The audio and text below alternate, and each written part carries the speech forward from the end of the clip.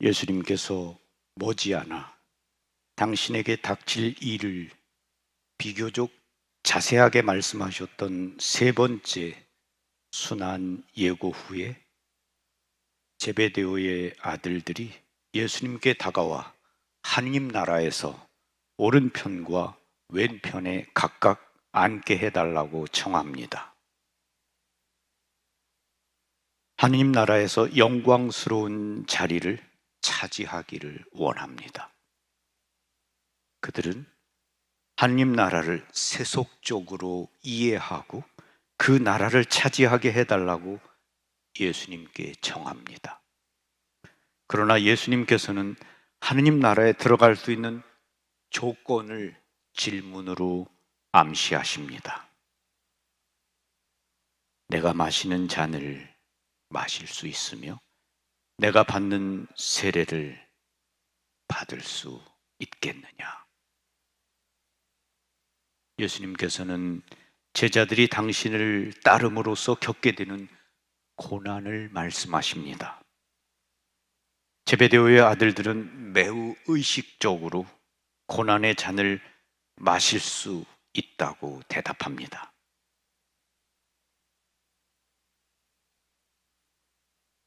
성모 성지에 살면서 많은 사람을 만나고 그들의 이야기를 듣고 있습니다. 이야기를 듣다 보면 이렇게 큰 고통을 받으면서 아픈 삶을 살고 계시는구나. 가정을 이루고 자녀들을 키우며 사는 게 참 어려운 일이구나. 듣기만 해도 가슴이 아픈데 무슨 말로 위로를 드려야지? 이렇게 제가 생각하고 있으면 그분들이 말씀하십니다. 신부님, 믿음이 없었으면, 예수님을 믿지 않았으면, 성모님을 사랑하지 않았다면 벌써 죽었을 거예요. 벌써 그만두었을 거예요. 예수님을 믿고 성모님을 사랑하기 때문에 이 고통의 잔을 기꺼이 마시고 있습니다.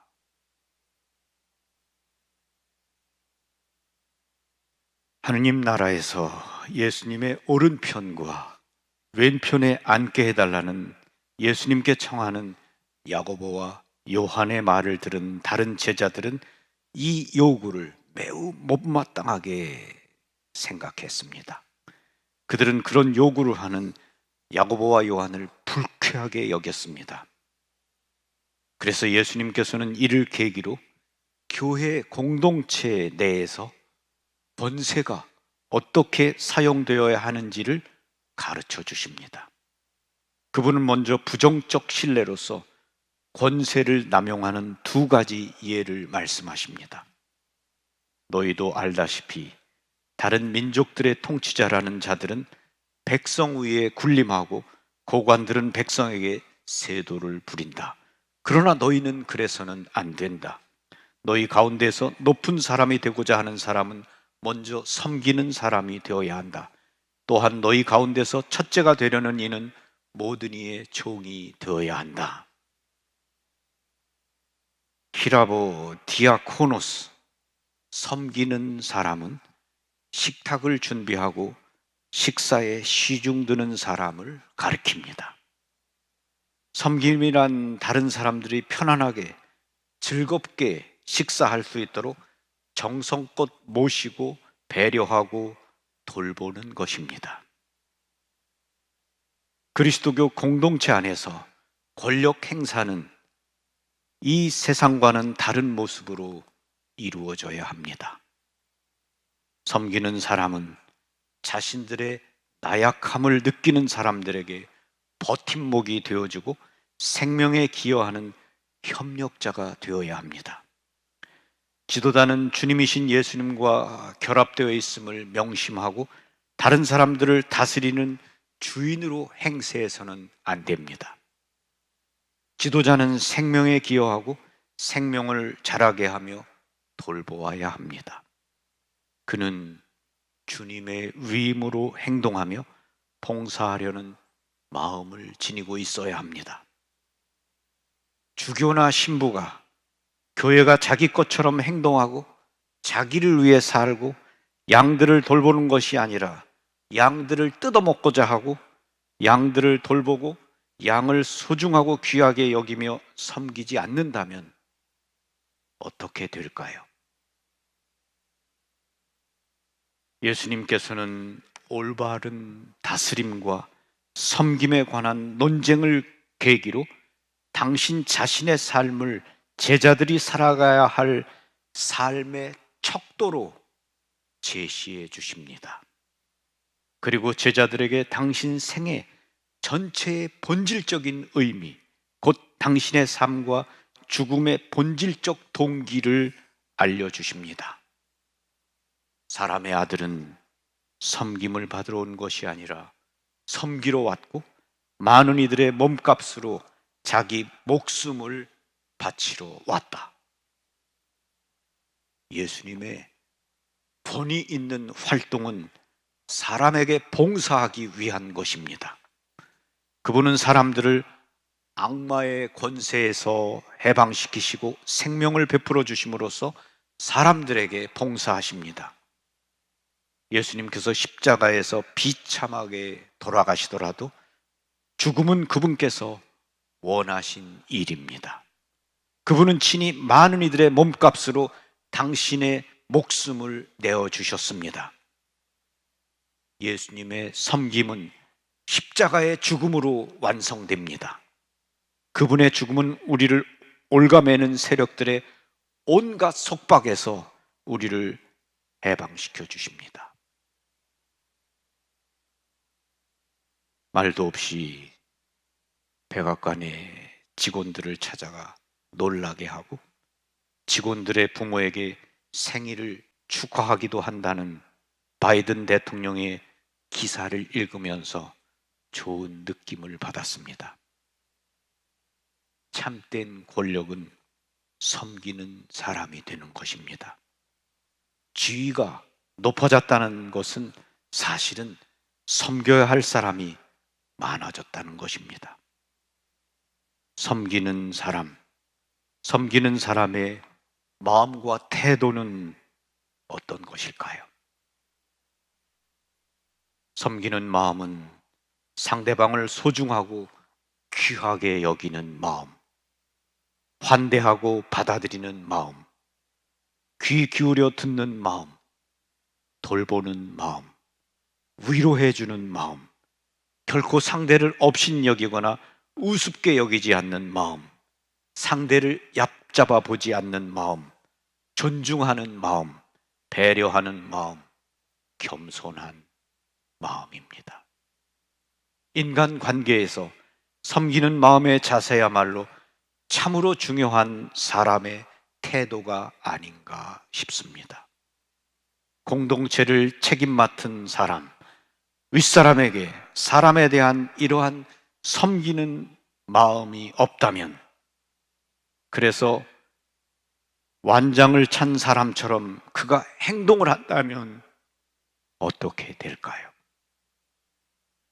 자기의 직책을 이용해 아랫사람을 함부로 대하겠죠. 그렇게 되면 상처를 주는 리더, 완장을 찬 불쌍한 권력자가 되는 거겠죠.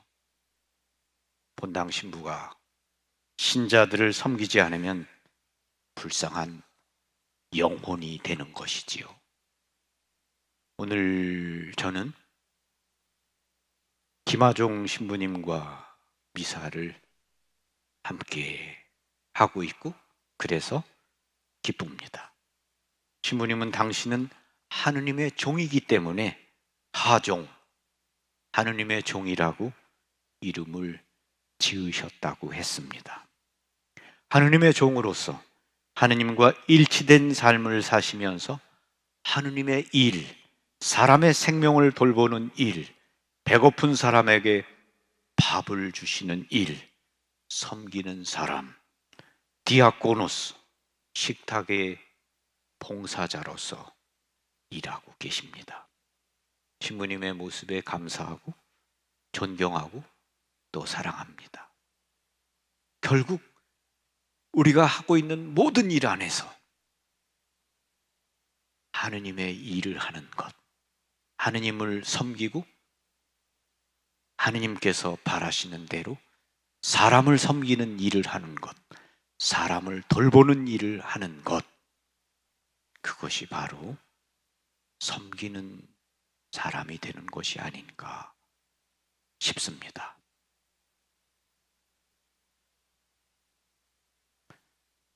아멘. 평화를 빕니다. 고맙습니다.